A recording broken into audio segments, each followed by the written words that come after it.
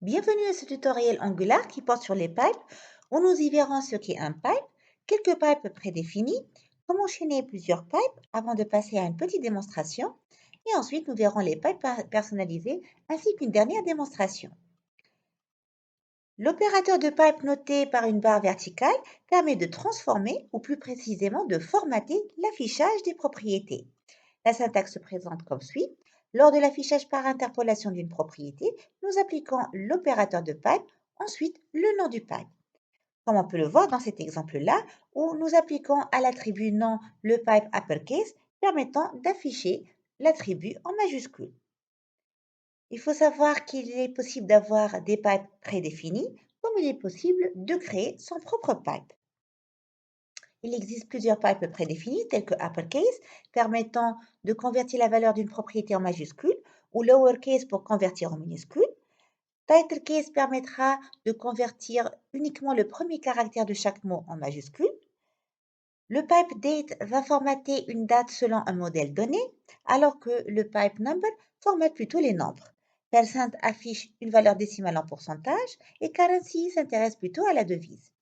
Enfin, le pipe JSON affiche les données au format JSON. Il faut savoir qu'il est possible de chaîner les pipes en appliquant plusieurs pipes à une même propriété.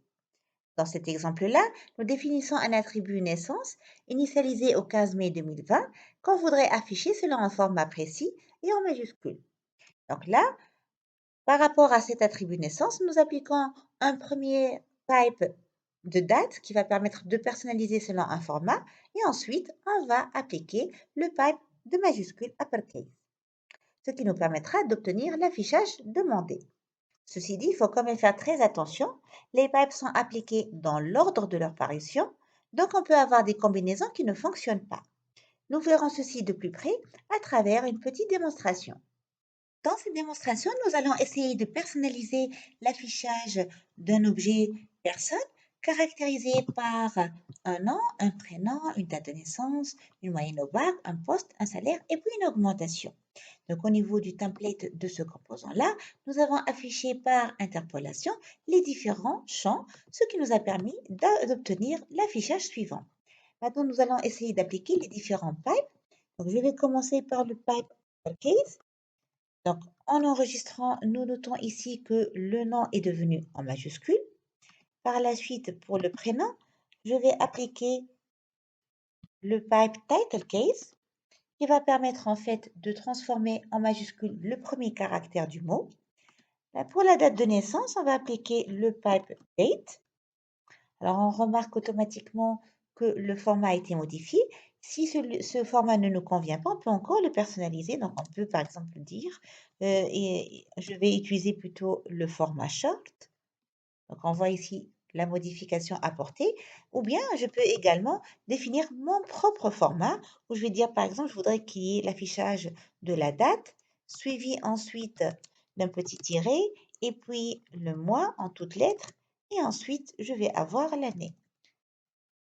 Donc, on peut spécifier le format comme ça nous convient. Donc, voilà, 18 mai 2001.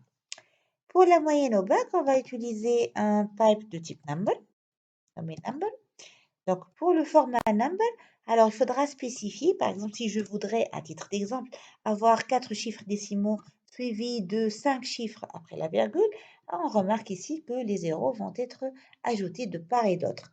Donc, pour notre cas, pour que ce soit un tout petit peu réaliste, on va dire 2 chiffres avant et puis 2 chiffres après. Et donc voilà, nous avons ici 14,20. Pour le poste, on va appliquer donc ici le poste d'ingénieur, on va appliquer lowercase. Comme ça va devenir en minuscule. Ensuite, pour le salaire, on va utiliser le pipe currency qui va permettre d'afficher par défaut en dollars. Donc là, on a 1200 dollars. Si je voudrais utiliser une autre devise, je peux aussi spécifier, par exemple ici en écrivant euro, donc ça va me donner le symbole de l'euro.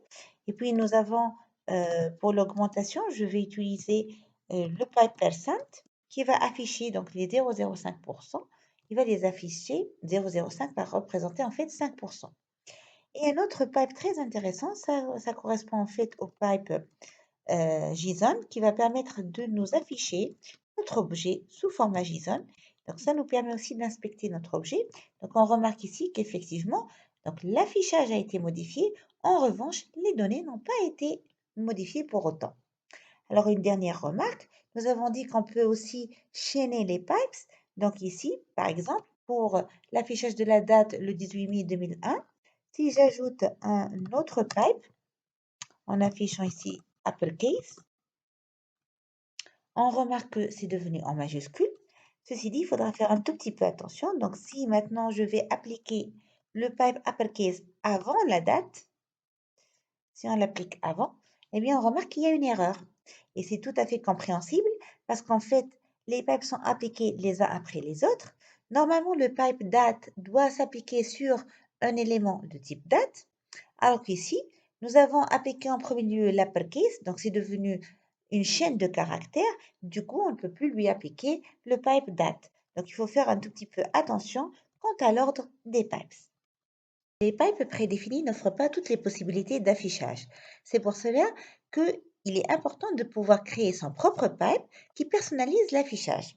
Pour cela, en premier lieu, il faudra créer un pipe en tapant la commande ngg-pipe, nom du pipe, ce qui permettra de créer une classe ayant une annotation @pipe. Et il offrirait cette classe-là une méthode particulière nommée transform. Donc, en deuxième lieu, il faudrait redéfinir cette méthode-là. Cette méthode transform prend en paramètre une valeur d'entrée et autant de paramètres voulus. Il va renvoyer en fin de compte le format désiré. Une fois cette méthode redéfinie, il suffira par la suite de lui faire appel comme n'importe quel autre pipe. Et nous passons tout de suite à la démonstration. Dans cette démonstration, nous allons créer notre propre pipe. Donc, nous avons dit qu'il faudra taper la commande ngg pipe, par la suite le nom du pipe que je vais nommer ici nom perso. Dans mon cas, je vais créer un pipe qui va permettre de personnaliser une chaîne en l'entourant d'étoiles à droite et à gauche. Donc, je reviens vers le pipe qui vient d'être généré. Donc, deuxième étape consiste à personnaliser cette méthode-là transform. Donc, dans notre cas, elle va récupérer en paramètre une chaîne et va renvoyer également une chaîne. Par la suite ici, donc la chaîne va être personnalisée. On avait dit qu'on aura une suite d'étoiles suivie de la chaîne passée et ensuite une suite d'étoiles. Voilà, notre pipe est prêt. Il ne reste plus que l'utiliser. Donc, on va revenir vers notre affichage. Donc, on va afficher cette fois-ci. On va afficher, on va dire, le nom. Donc, ça va être personne.nom. On va lui appliquer le pipe créé, qui n'est autre que nom perso. Alors là, on va faire un petit retour à la ligne. On va observer le résultat. Donc, voici le nom qui a été personnalisé. Je peux aussi très bien appliquer ce pipe-là à des propriétés déjà auxquelles j'ai déjà appliqué d'autres pipes. Donc, ici, je vais écrire nom perso. Donc, on peut très bien chaîner en fait les pipes. Donc, voilà, on remarque que Dora est entourée d'un ensemble d'étoiles. Voilà, donc cette démonstration nous a montré comment on peut créer et utiliser nos propres pipes. Merci d'avoir suivi ce tutoriel. Rendez-vous dans une prochaine vidéo.